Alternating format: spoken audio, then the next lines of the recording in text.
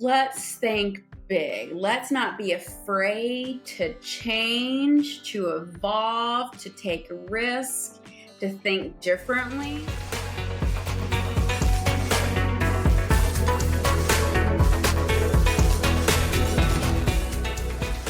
You're super active in volunteering in different positions, as you just mentioned. So based on your experience talking to so many future CPAs, what are some main characteristics that you always share with them that they should have to be successful in this profession? Yeah, so when I think about what are those baseline things that an employer is going to be looking for, right? And so I think about it under that context, which I think helps you become successful in your career, or what I call it, I'm all about maximizing your opportunities. So that's kind of how I talk about it when I'm talking to students or people interviewing for jobs, that type of thing. How can you set yourself up to maximize your opportunities? And so the things that I really encourage people to think about is having that natural curiosity, right? That's what led me at a very young age at 15 to really find accounting, because I was just naturally curious, wanting to learn how things work. Like, what was this? What is the why behind this? How do things connect? So when I think about in our profession, if you have that natural curiosity, one, that usually translates into analytical abilities, right? And critical thinking skills, which we hear CPAs, right? That's really awesome. So I'm thinking, ask questions. Don't be afraid to ask questions. Show your natural curiosity. That's like one of my go-to. If you don't remember anything else, ask questions. Don't feel like you don't need to ask them. I actually get worried when people don't ask me questions. It has a reverse effect. And even in an interview, if I had candidates who didn't ask me thoughtful questions, they would not get hired, because I'm looking for that ability to want to learn, want to know, want to see how things work together, solve that puzzle, right? Put the pieces together, see the big picture, but also see that detail. So that characteristic of asking questions, that natural curiosity, is probably my biggest advice for people. So you mentioned it is curiosity. Are there any other characteristics that you think that are very important as well? Communication, right? I'm always going to say that. I think if you can ask questions, then typically lots of times those help go with each other, is to communicate. Over communication is my rule of thumb, right? I see so much miscommunication in workplaces today. I've seen them for years, but when I am designing programs at organizations or coaching individuals, most of the time it comes down to that there is a lack of communication, no communication, miscommunication, and that's natural, right? In life. We're all humans, right? We're not robots who can make sure we do things perfect. And I say that in parentheses for those who are listening to us and not watching us. I say that because perfection doesn't exist, but how can you be a good communicator? And that's keeping people up to date, asking questions. It kind of piggybacks on that. It's over communication, not being afraid of that, making sure people are really clear on what they need to do, or for yourself, what are your expectations and what do I need to do to make sure if someone hasn't communicated, to remember it's a two-way street and you should ask and make sure you're clear on what's being communicated and expected of you. So, I can go on for like days of all the characteristics, but I say if I can get those couple of things, that you have a great attitude, natural curiosity, and you can communicate and you err on the side of over communication, I can teach you anything. You have to, make sure you have that accounting degree. Let's rock and roll, because you care, you want to go. Let's go. Very determined. So it doesn't seem like we are asking a lot from like students or from future CPAs to succeed in this profession. So what do you think why we have some issues with this profession pipeline? Like not many people join this profession. What could be those reasons and how can we fix those problems? Yeah, we definitely have a pipeline issue, problem, challenge, whatever we want to say, opportunity perhaps, right? There's a lot of macro factors that for sure have affected. I mean, if you look at things like birth rates, we have fewer people in the United States. We have fewer people going into college itself, enrolling in colleges. So if we have a fewer people, just the big pool of people were fewer. Then that pool that's smaller already, there's fewer of them, that are even going to college. We're getting fewer people going into accounting. And then when we have accounting graduates, fewer people are taking the exam, right? So there's a lot of different steps along, the journey, as we call it, and whys, right? There's a lot of people may prioritize things different. They think more short-term than long-term. To me, I'm like, let's get my exam over, get my 3 letters behind my name, because I know that's going to maximize my opportunities, right? Back to that phrase I say. And I just want to get it past me. And so some people don't think of it like that. They think of, well, right now, I don't want to study again. Well, I'm thinking long term. I'm thinking my career. I want to knock this out in 6 months and be done with it versus waiting and that type of thing. So to answer your question, I don't think there's one reason why. It's a bunch of things, a lot of macro things, of course. And so how can we solve that? I also think it's a bunch of little things. I think it's continuing to educate people on what you can do with, an accounting degree, with your CPA license, what that means, what that looks like. Educating people on that is a lot about awareness, getting into schools at high school at minimum, right? Just think about me, my story. I determined I was going to be in accounting in high school. If I didn't have that job and the CFO happened to not be my boss, I don't know what path I would have taken because I had never heard of what accounting was. Never. No one in my family was an accountant. I didn't know what a CPA was. Never even heard about it, right? So more and more awareness. So one of the things that we do on the AICPA Student Recruitment Committee is we go out and speak to high schools and colleges about our profession. So whoever wants to go and help spread the word, you can reach out to me. We have a lot of resources. You don't have to come up with any presentation or anything. We connect you. The presentation will help you connect with your state society to get in the schools. So you just let me know. So that is one of the things that we need to do. And I would say my biggest thing would be, let's think big. Let's not be afraid to change, to evolve, to take risks, to think differently. And that's what I want us to think about. So every firm, every organization with accounting, finance professionals, just because we've done it X way in the past, doesn't mean that's what motivates people and what drives their happiness now. So what does that culture look like in your firm, in your organization?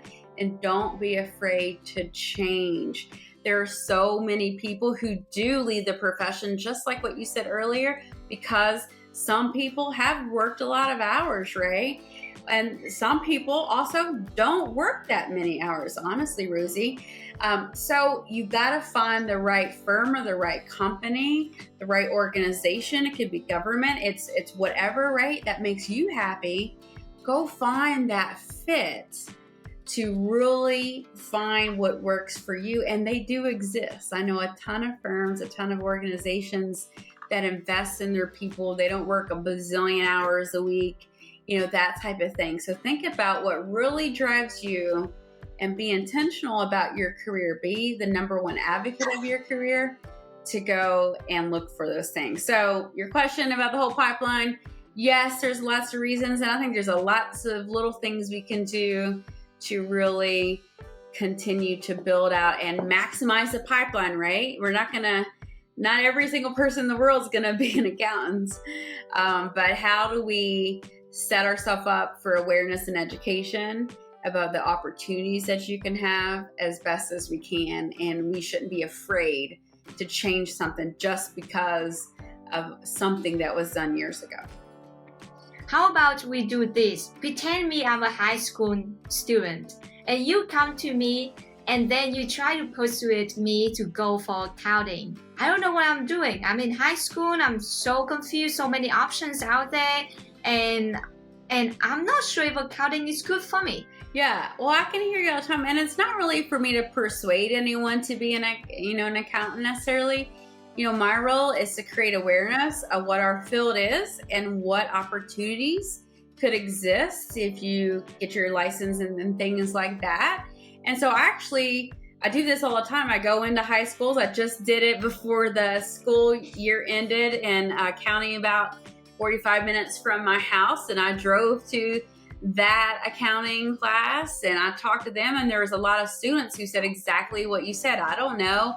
I'm a junior. I'm a senior in high school. I don't even know what accounting is. I don't know what is it. So how we really talk to high school students is I think about like in a business, all the different facets of it. And one of the big things in a business is money, right? You got to have your financials to run a business, and what department, what type of professional is really helping you with that. And it's usually the accounting professionals, right? And so I first just create awareness and education about some general things with accounting. And then I get into understanding what each student likes to do. Like I would go around the room and I'd ask them like, what do you enjoy? And some people are like, oh, I like gaming. Well, guess what? Every industry has to have accountants. There are gaming companies who have accountants, who have CFOs. So you can look at from that context. Some people are like, they like to build and solve puzzles. Cool. That's how I describe my whole journey into accounting is, solving puzzles and problems and putting things together and coming up with solutions, right?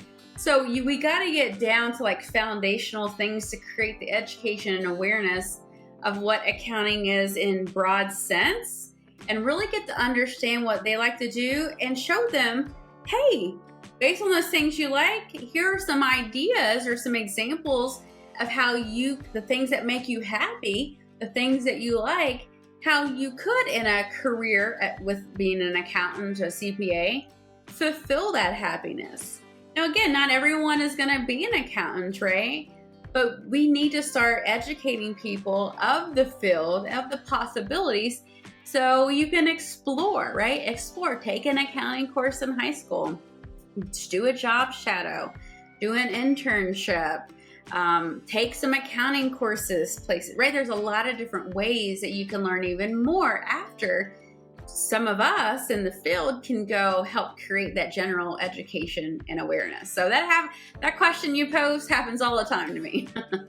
So has anyone came up to you and saying that they like to go in accounting, but they are concerned about technologies, how technology is going to affect this profession? Yeah. So has the question come up? I don't know if this specifically in the high school audience, it doesn't come up. I would hear that more in the college audience. But what I think is very interesting in the conversation that we usually get into in that area is technology is absolutely going to change our profession. And I think about just like a human, right? We're meant to grow, evolve, change. So as we're growing, evolving, changing, things like technology is coming into our world and our businesses and our firms, and we need to embrace it and be able to become more of the business advisor, the risk advisor, the business partner, the analyzer, right? Those leadership competencies that early on I said, if you ask questions, if you can communicate, if you could do those type of things, that's what people need from us, our profession. And I think that's where we're evolving to, and some already have, right? So I don't think technology is taking accountants' jobs away. I think us as accountants and CPAs need to know how to interpret, review, analyze, bring in technology to help businesses run efficiently and effectively. How can we use tools to help do our audits and do tax returns and things like that. We need to embrace it, and we can have a huge role in technology in any firm, in any company that you're in. So that's how, when it comes up, that's the context I usually go into it. And sometimes I also go into my personal experience of how I've helped implement systems in companies across the entire organization, across the whole subsidiary, even within the accounting department, some technology that we've implemented that helps us, where it doesn't necessarily mean you implement something and you have a layoff. It means you implement something and now we have a different set of skills that we need to exhibit to help the business, right? And that makes sense. Our accounting profession, we have to evolve. We can't be afraid of change. We have to embrace it, evolve, grab a hold of it. And to me, I'm like, let's drive this sucker, right? And so the more and more we can do that, I think the better this conversation even is. So I don't know, a ton of great examples of that already happening, of course. One thing I want to bring up is that with technology, we can limit a lot of travels.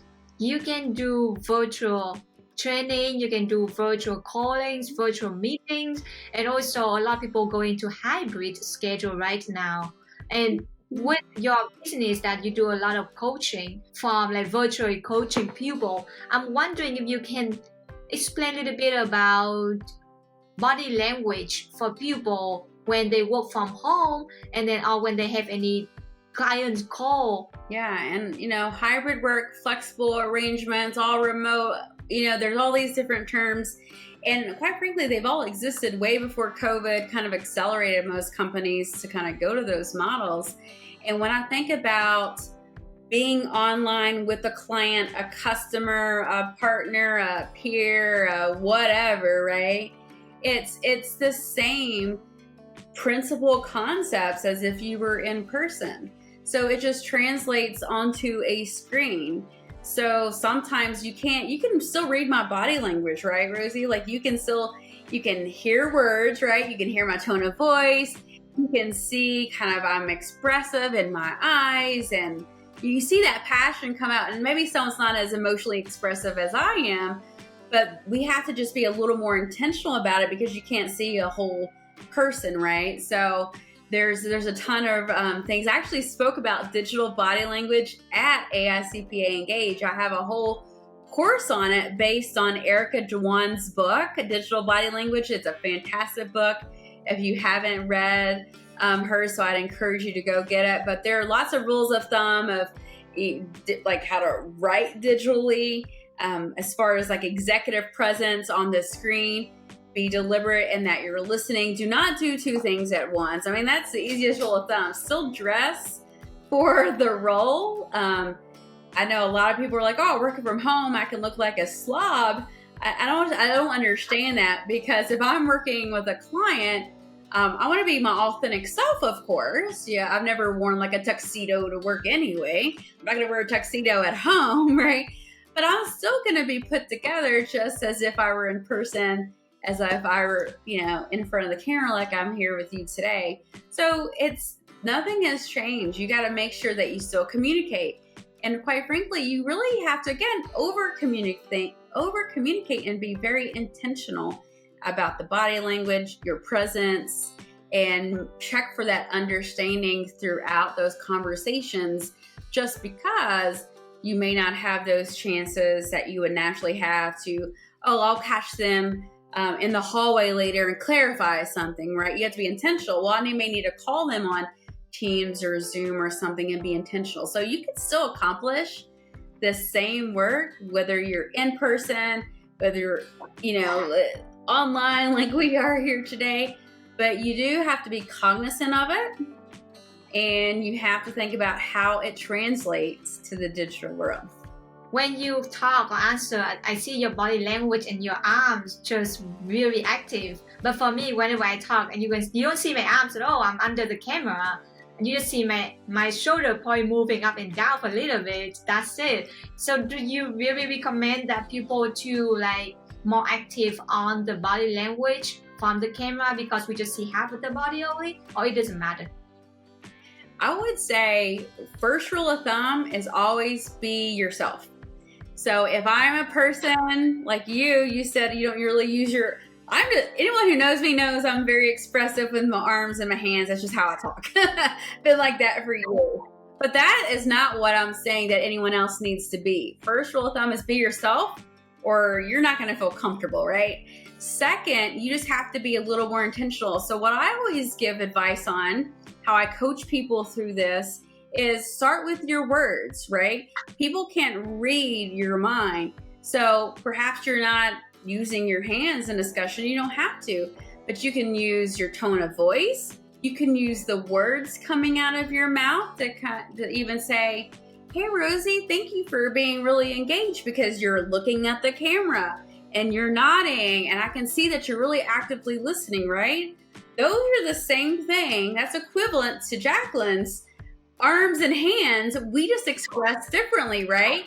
But we are both equally probably engaged in the conversation, right? You could show it with a smile. You could show the tone of voice. You can lean forward, look at the camera. And if none of that feels right, start with words. Start with saying, I'm stressed because of X. Express the feeling, say the words, and put the fact in there with it. And that at least shows people, hey, they're stressed, or I'm really getting excited, Rosie, that you invited me here today, right? If I wasn't expressive in the arms, I could at least say that with words and maybe that tone of my voice, right? So absolutely not. Don't be Jaclyn unless that's what you're comfortable with. But number one, be yourself. Two, think about something small you can start doing to express yourself, because you do have to be a little more cognizant of it and understand how it translates across the camera.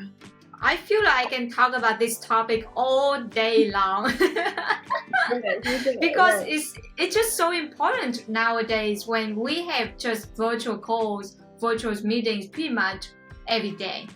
So it's just super important that people need to know all of these concepts that you just share about. So I just want to touch on another topic that you did mention about maximize opportunities, that you mentioned multiple times on this. That's something I feel like you really want to focus on, either from you talk with the high school or with the college students, or based on your career path as well. So my question for you is, with young CPA or young accountants out there, how can they maximize their opportunities from very early career stage? Yeah. So it's something I thought about early on too. And so I'll kind of give you an example through what I live, my story per se, and everyone would take it, right, and make it for them, because everyone's a different human. We all have different things. But so when I went into college, right, I'm getting my undergraduate degree in accounting. And then when I'm thinking about maximizing my opportunities in my career, I'm thinking long term, and I'm thinking, oh, well, in accounting, what are different ways that I can have opportunities, right? You just got to ask yourself that simple question and do research. Ask people. I asked professors. I asked people in my internship, and gather feedback and information, and then choose what you think is best for yourself, right? Again, you have to ask. You have to be active in your career. I always tell every single person, you yourself has to be the number one advocate of your career. I, as like your coach, as your boss, as your whatever, I will be your number two advocate. I'm going to cheer you on. I'm going to support you. I'm going to push you to do your best. I'm going to talk about you when you're not in the room to get you those opportunities. But I can't want it more than you, right? You've got to be number one. Then someone else could be number two. So when I'm thinking about that, I was like, oh, certifications, right? That helps maximize your opportunities. And also degrees. So I got an undergraduate degree. Then I wanted to get my master's of business. I didn't necessarily have to have it. I did need some additional hours. So I'm like, you know what? Instead of taking like a basket weaving to get hours to take the CPA exam, I had a personal goal that I always wanted to learn more about a business. So I'm like, okay, I'm going to go get my graduate degree. Then I'm going to go get my CPA certification. Then I'll start talking with partners and managers within the firm and saying, okay, I think I would love to give back to my community and volunteer. And lots of times, being a CPA, people look for CPAs to be on their board of directors or on their audit committees or on their finance committees. And I'm like, that would be a great experience. And so you got to let people know, right, these things. And it's not just one person, it's many people. Hey, here's what my goal is. Here's how I'm maximizing opportunities. Ask them advice. Again, gather feedback, but then you make the decision. So I went and got the CPA, and I went and got my master's, and I started getting on boards, and I started taking on projects at work. And so I asked questions. I communicated. I was my number one advocate in my career. And then later on, when I was at my publicly traded global company, I went and got my certification on leadership training. So I would then train across the US our managers on how to be a manager, like those leadership competencies that you needed. So I got a certification because I knew that would help maximize opportunity. When I started my business, I love emotional intelligence work. So I'm certified in EQ, emotional intelligence, right? So throughout your journey, early, later, it doesn't matter. Ask the questions. How can I maximize an opportunity? Maybe it's as simple as having a couple conversations and volunteering to speak at an event. Because guess what? That also helps maximize opportunities because people hear you. You get practice.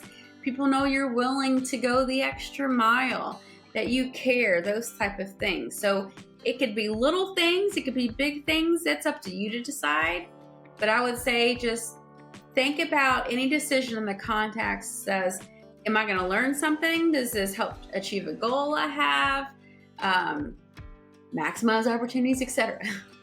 How about in the situation that someone wants to get to the position that at the moment that person is not qualified? How can you recommend that person to maximize the opportunity? I would first start with understanding what does it take to be in that role. So in lots of organizations, you could have something formal written, like there could be, like I design role expectations. So in some companies and firms, maybe you have role expectations and you're like, oh, what are the technical, what are the development leadership, what are all the competencies, requirements, expectations to be in that role?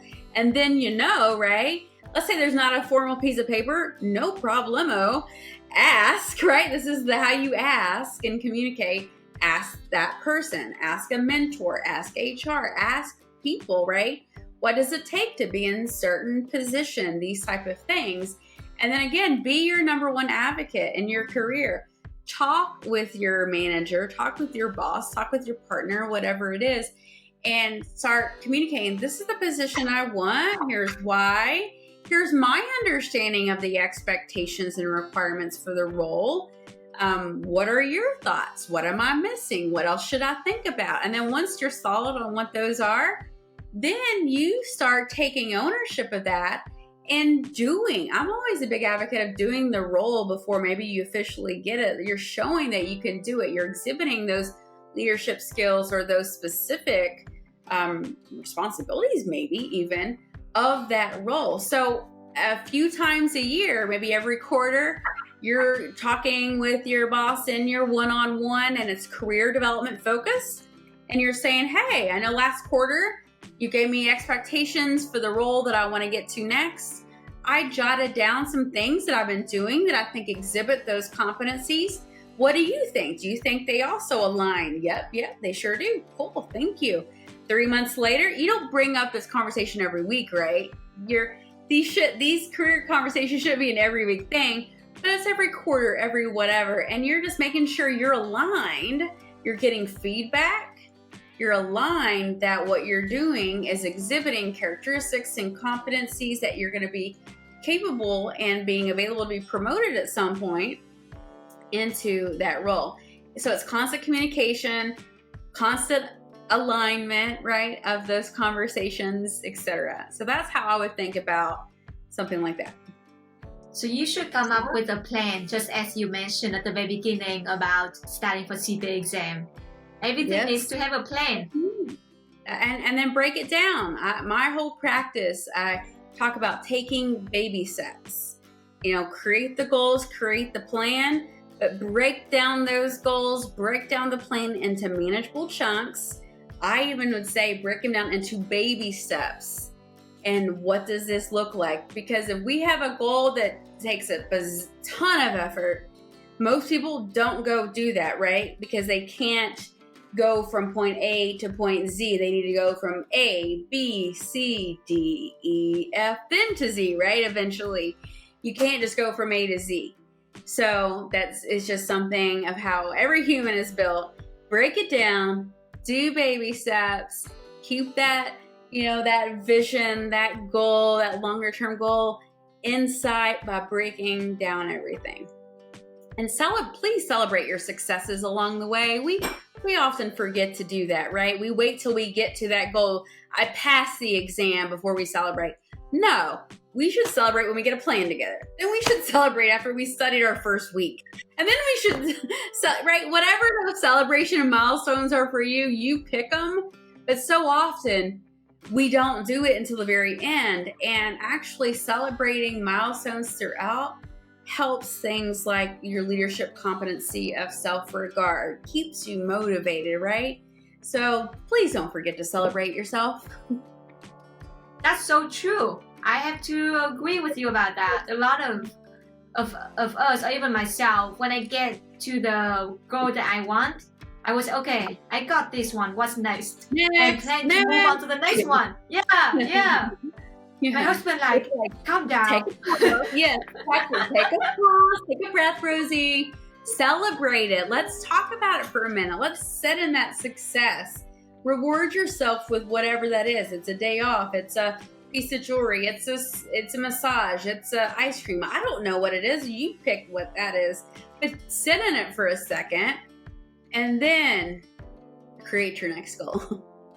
I know, right? But sometimes when you deal with people who are too, I would say, passionate about the career or too passionate about anything, they just want to do anything as much as they can and as soon as possible as well.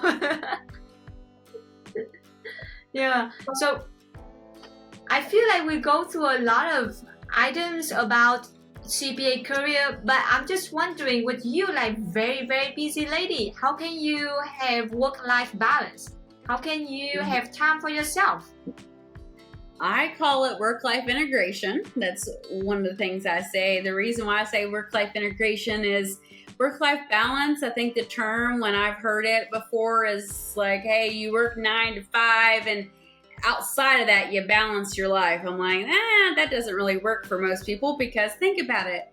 Life happens. You got to just something as simple as a doctor's appointment. Usually you can't go at midnight to a doctor's appointment, right? So I call it all about work-life integration. It's all about integrating what you need to do in your full life to be happy. And that's things that make you money, and that's things that, and what you love to do to make money, and things, your personal life and that type of thing. So with work-life integration, I get very deliberate with my calendar. I schedule time off. I take time off. So there's the infamous people who go, yeah, I'll take a vacation, but I'll have my phone, I'll have my laptop, and they're working the whole time. That's not vacation, right? Everyone, there's plenty of research out there. I'm not a doctor, but there's plenty of scientific research out there that supports you have to unplug. You have to take a reset for lots of, reasons, lots of benefits there. So put it on your calendar, block it, and then it's up to you to communicate it, right? So communicate it, get it approved, make sure everyone knows, weeks leading up to it, et cetera, et cetera. I've taken more vacations this year than I ever have in my life, and my business is doing better than it was last year.